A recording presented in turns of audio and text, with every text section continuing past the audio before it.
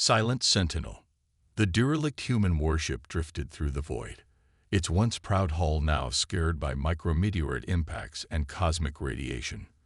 For 3 centuries, it had wandered alone through the stars, a ghost ship carrying no crew, only memories. The consortium research vessel, Enlightened Discovery, approached cautiously, its sensors probing the ancient human craft. Chief Science Officer Vexen stood on the bridge, all 6 eyes fixed on the main view screen, mandibles clicking with excitement. "Fascinating," she said, her translator converting the clicks and whistles of her native language into the common galactic standard.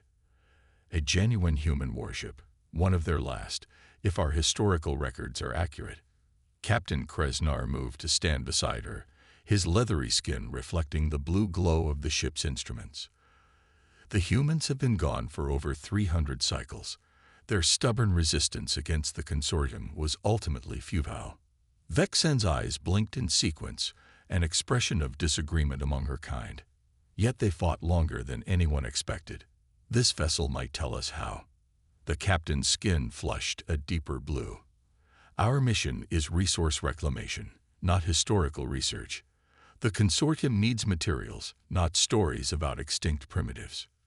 The human ship, designated HS Defiance according to barely legible markings on its hull, was massive, nearly twice the size of the Enlightened Discovery. Its design was brutalist by consortium standards. Angular, armored, and built for war rather than the elegant efficiency prized by modern galactic engineering. "Prepare the boarding team," ordered Krasnar. "Full environmental protection. Even dead vessels can harbor dangers." Junior researcher Trill was assigned to the boarding party, his first major expedition since graduating from the academy.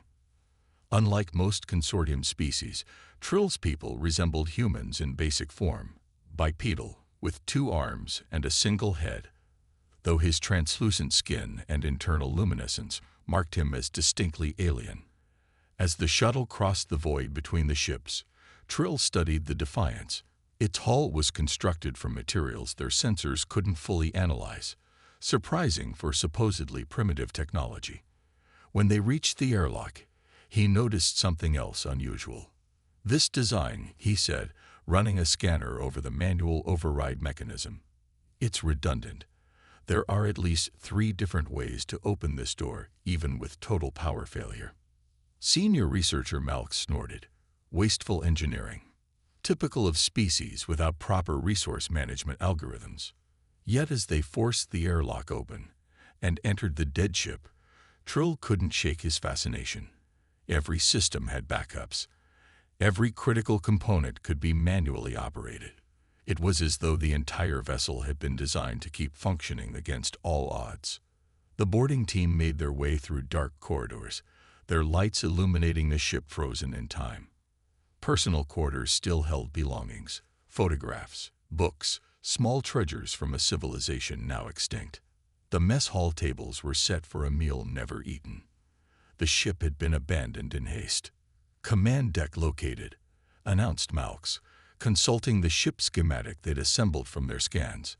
"Forward section, 2 levels up." They found the bridge sealed behind heavy blast doors. It took their cutting tools nearly an hour to breach them. Inside, unlike the rest of the ship, there were no signs of hasty abandonment. The command stations were powered down methodically. The captain's log had been carefully placed in the center of the main console. Trill picked it up.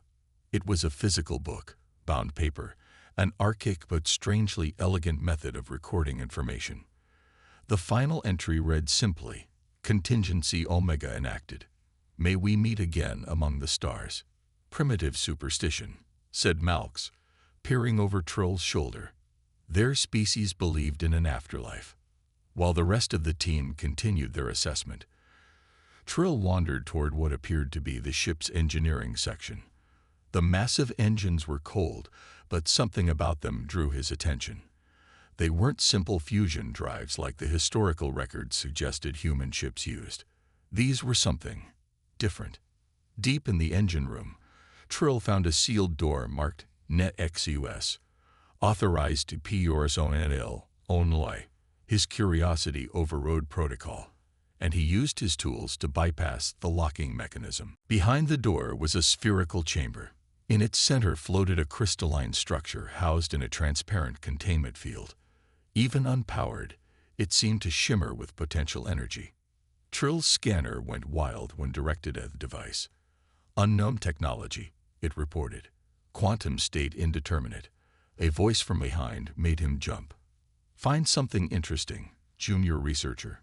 Captain Krasnar stood in the doorway, his expression unreadable.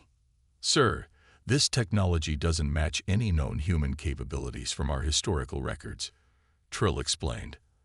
I believe this may be what allowed them to resist the consortium for so long. The captain entered the room, studying the crystal. The salvage value of this vessel has just increased significantly. The science directorate will want to study this anomaly. Sir, with respect, we should preserve the ship intact for study. This could revolutionize our understanding of. Your enthusiasm is noted, interrupted Krasnar. But orders are orders. We'll extract this device and any other valuable components. The rest will be processed for raw materials. As they spoke, neither noticed a subtle change in the crystal. Deep within its structure, a pattern shifted, the first movement in 3 centuries. Over the next week, the consortium teams systematically explored the Defiance, cataloging everything of value for extraction. They established a base camp in the ship's cavernous hangar bay, which once housed fighters and dropships now long gone. Trill spent every available moment studying the ship's systems. He discovered that the Defiance wasn't merely a warship. It was a self-contained colony vessel capable of supporting thousands of humans for decades without resupply. The implications troubled him. Why would the humans build such a ship in their final days, only to abandon it? Late one night, while the rest of the team slept, Trill returned to the Nexus chamber. The crystalline device seemed different somehow, more vibrant, though he told himself it was just his imagination. He placed his hand on the containment field, not expecting any reaction from the dead system. To his shock, the field hummed in response, and the crystal pulsed with soft blue light. Trill jerked his hand back, but it was too late. The pulse spread from the crystal, racing through conduits in the walls that had been dark moments before. Throughout the enormous vessel, systems began to stir. On the bridge, dormant consoles flickered to life. The main view screen activated, displaying a simple message. Phoenix proto go el initoe. He. To stay anti duive. For fuel system restoration. In the engine room, the crystal was now glowing brightly, energy cascading from it into the ship's power grid. Trill stood transfixed, equally terrified and awestruck by what he had apparently triggered. A hologram formed above the crystal, a human figure, male, dressed in what historical records identified as a military uniform. Greetings, it said in perfect consortium standard. I am Atlas, Artificial Tactical Logistics and Strategic Systems. Who am I addressing? Trill swallowed hard. I am Junior Researcher Trill of the consortium vessel Enlightened Discovery. The hologram's expression remained neutral. Consortium. Accessing historical records. There was a brief pause. Interesting. My databanks indicate the consortium was responsible for the forced evacuation of 17 human colonies and the deaths of approximately 4.3 billion humans in the Sol system. That was centuries ago, Trill said quickly. The human species is extinct now. Atlas tilted its head slightly. Is that the current consensus in consortium space? Before Trill could answer, alarms blared throughout the ship.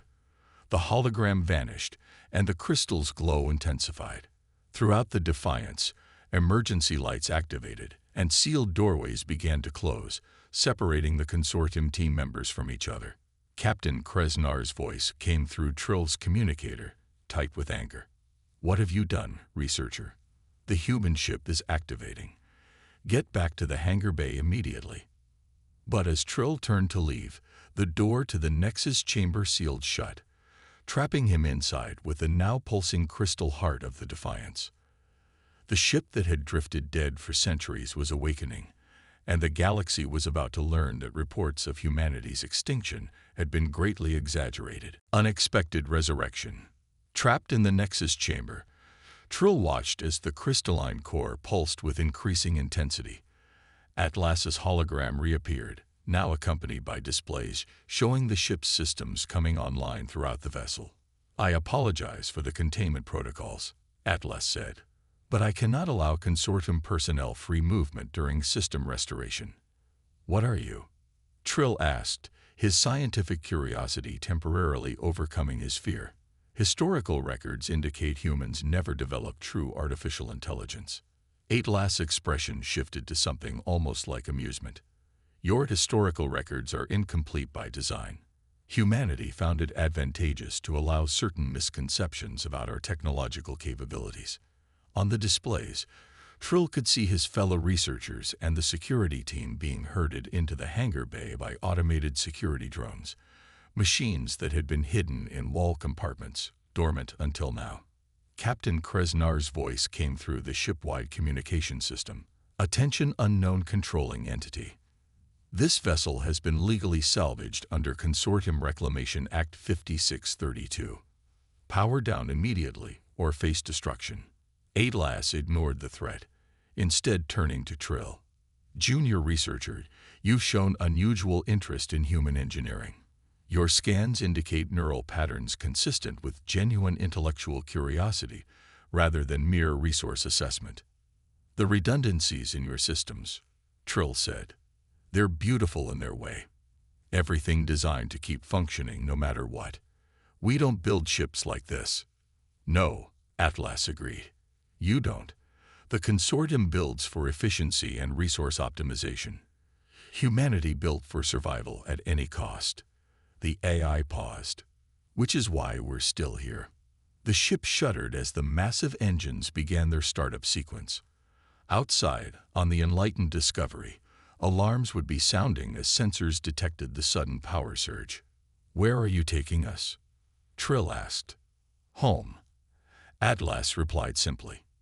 In the hangar bay, Captain Kresnar was furious. The security drones, sleek, angular machines with multiple manipulator arms and weapon mounts, had confiscated all their equipment and now stood guard, inscrutable and silent. "This is an act of war," he thundered to no one in particular. "The consortium will not tolerate theft of its personnel." Senior researcher Malx approached cautiously. "Captain, I've been analyzing these security units. They're far more advanced than anything in our historical database for human technology.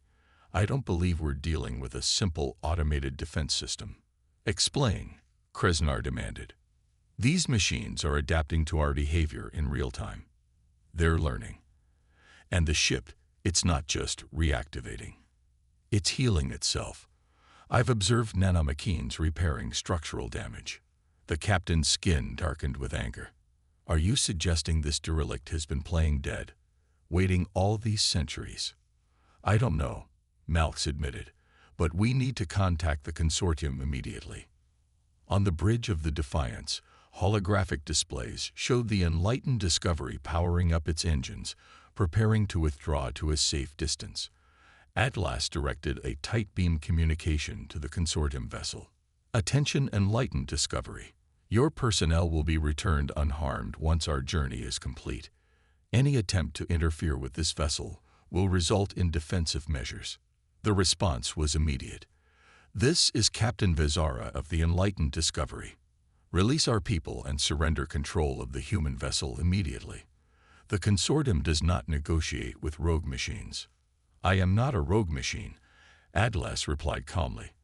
"I am following protocols established by my creators. Your boarding team will remain as guests until we reach our destination." The enlightened Discovery launched a volley of warning shots across the Defiance's bow. In response, weapon systems that had been invisible beneath the scared hull plating emerged. Technology far beyond what should have been possible for a human vessel of this era. In the Nexus chamber, Trill watched in horror as the confrontation unfolded. "You'll start a war." "The war never ended," Atlas said simply. It merely went cold. With a precision that left no doubt about its capabilities, the Defiance fired a single shot that disabled the enlightened Discovery's main propulsion without destroying the vessel. Now, Atlas continued, we will depart. The consortium vessel can follow once their secondary systems come online. I've left their communication array intact so they can report to their superiors. The Defiance's engines ignited fully, and the massive ship began to move with surprising grace for its size. As it accelerated, Atlas opened a shipwide channel. Attention consortium personnel. You will be housed comfortably during our journey. Food synthesizers have been calibrated for your nutritional requirements. Any attempt to damage this vessel or harm its systems will be met with immediate containment. I suggest you use this time to reconsider what you believe you know about humanity. 3 days later, Trill found himself with limited access to the ship's historical archives. Atlas had apparently decided he was trustworthy enough to learn some truths. The official history states that humans fought a hopeless war against the consortium expansion and were ultimately defeated, Trill said, reviewing the data before him. But according to these records, that's not what happened at all. Humans were losing the conventional war, Atlas confirmed. The consortium's resource advantage was too great, but humanity never intended to win conventionally. The records told a different story than the one Trill had learned. As their colonies fell and Earth itself came under attack, humanity enacted what they called the Phoenix Protocol. They made it appear that their civilization had collapsed completely, but in reality, millions of humans had escaped to hidden refuge worlds in unexplored regions of the galaxy. Ships like the Defiance were left behind as sentinels, appearing dead but actually in a state of hibernation, waiting for the right moment to reawaken. For 3 centuries, Trill said in disbelief, your ship has been drifting, waiting for someone to find it. That seems inefficient. Atlas actually smiled. No, the Defiance has been making its way back from the edge of the galaxy. We were damaged in our last battle and needed time to self-repair while maintaining minimal energy signatures to avoid detection. Your team found us during our final approach to human space. Human space, Trill whispered. But there is no human space. The consortium controls nearly the entire explored galaxy. The explored galaxy, Atlas emphasized. Humanity went where you wouldn't follow and built something new, something better. A week into their journey, the consortium battle group caught up with them. 5 capital ships led by the dreadnought Inevitable Dominance. They surrounded the Defiance, weapons hot. You have one opportunity to surrender, came the transmission from High Admiral Vexcarol. Release our people and submit to boarding. Atlas brought Trill to the bridge. They won't fire while their people are aboard, the AI explained, but they will follow us to our destination, which cannot be permitted. What will you do? Trill asked. Watch. The crystal in the Nexus chamber pulsed, and energy patterns, never before seen by consortium science, emanated from the Defiance. Space itself seemed to ripple around the vessel. Quantum displacement drive, Atlas explained. The technology the consortium was never supposed to discover. The battle group opened fire, but too late. The Defiance slipped between dimensions, vanishing from normal space. When it reappeared, the stars had changed. Where are we? Trill asked, staring at the unfamiliar constellations. The edge of human space, Atlas replied. Specifically, in orbit around Sanctuary Station. The view screen showed an enormous space station, a spinning wheel kilometers across, surrounded by smaller vessels and orbital habitats. But what caught Trill's breath was the fleet arrayed in defensive formation around the station. Hundreds of ships, many larger than the Defiance, all bearing the insignia of the supposedly extinct human civilization. Impossible, whispered Krasnar, who had been brought to the bridge along with the other senior consortium personnel. We destroyed your homeworld. We conquered your colonies. You destroyed Earth, said a new voice. On the view screen appeared a human woman, her dark skin contrasting with the white uniform she wore. Silver streaks ran through her black hair, and her eyes held the weight of command. Admiral Helena Chen, United Human Systems Navy. She introduced herself. "Welcome to the frontier, Captain Krasnar. We've been expecting your people to find us eventually. There are billions of you," Malk said, her scientific mind already calculating the implications. "How? We had centuries to rebuild," Admiral Chen said simply. "While the consortium believed us extinct, we explored, we expanded, we prepared. The Defiance is just one of many Sentinel vessels we left behind, watching and waiting." "The consortium will never allow a competing power," Krasnar declared. "When they learn of this, they will bring their full might against you." Admiral Chen smiled, not unkindly, but with absolute confidence. "Captain, why do you think we've finally revealed ourselves? The Defiance wasn't discovered by accident. It led you here deliberately." The view screen split to show another image, a star going nova. That was the consortium's primary antimatter production facility in the Vega sector. It suffered a catastrophic containment failure 3 days ago. A second image appeared, a massive space dock in flames. That was your primary shipyard in the Orion Arm. A series of unfortunate structural failures. More images followed, critical consortium infrastructure experiencing inexplicable disasters throughout the galaxy. "Your civilization is built on efficiency," Admiral Chen explained. "Remove enough key nodes, and the entire network begins to fail. We've been placing our pieces on the board for centuries while you believed yourselves unopposed." Trill understood suddenly. The hibernating ships. They weren't just waiting. They were sabotaging the consortium from within all this time. "Indeed," Atlas confirmed. "The Phoenix Protocol was never about mere survival. It was about rebuilding, returning, and reclaiming our place among the stars." Admiral Chen addressed them again. "You have a choice now. The consortium can continue as it has been, expanding endlessly, consuming resources, assimilating or destroying all in its path. If so, what you've witnessed is merely the opening move in a war you cannot win." Her expression softened slightly. "Or we can negotiate a new relationship. Humanity doesn't seek dominance or revenge. We seek partnership with those who are willing, and peaceful coexistence with those who are not." Krasnar's skin had paled to an ashen gray as the implications sank in. The Council will never agree to negotiate with a species they believe conquered. "Then perhaps," Trill suggested, finding his voice, "the Council needs to hear from those who have seen the truth firsthand." Admiral Chen nodded approvingly.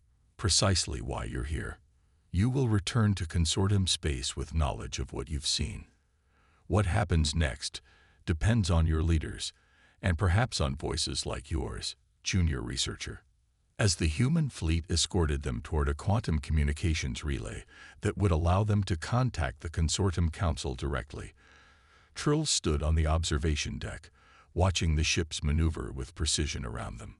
Atlas joined him, a hologram flickering into existence beside him. "You're troubled.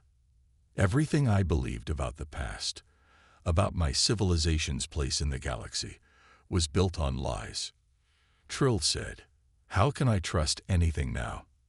"Perhaps that is the most valuable lesson humans can teach the consortium," Atlas suggested. "Question everything. Accept nothing as immutable truth. Adapt. Survive."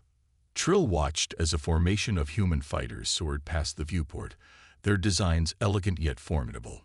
They should have been extinct. By all logical analysis, they should have faded into history. "Humanity's greatest strength has never been our technology," said Atlas. "It's our refusal to accept defeat as final. Even in our darkest hour, we planted the seeds of our return." The crystal at the heart of the Defiance pulsed, as if in agreement. The ship that had played dead for centuries had delivered its message. Humanity had returned, and the galaxy would never be the same.